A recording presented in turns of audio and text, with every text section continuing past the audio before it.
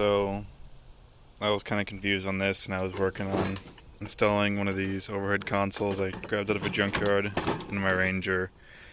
And there's not much of wiring online because this is from a airwheel model and this is a 94, so different style dash and stuff. But I'm just going to show you guys where I plug the wires or tap the wires into and how I'm doing this.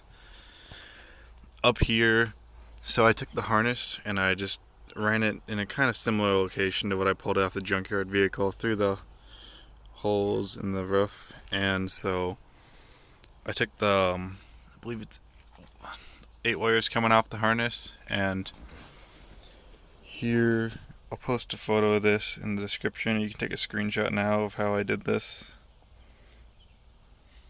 But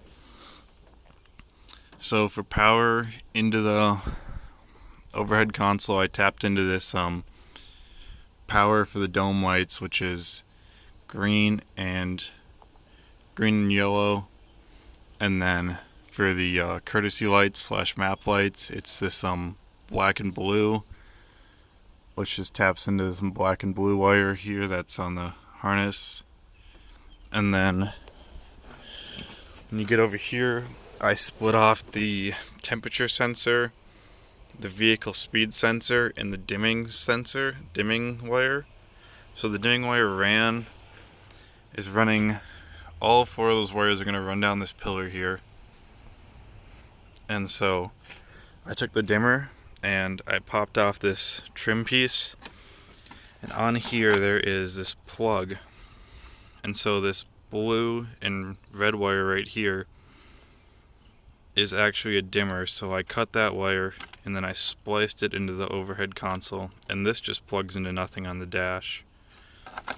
For your vehicle speed sensor wire, this gray and black one, I got lucky down here, and my truck has cruise control, so on this grommet / plug right here there is this wire, which should be the vehicle speed sensor wire.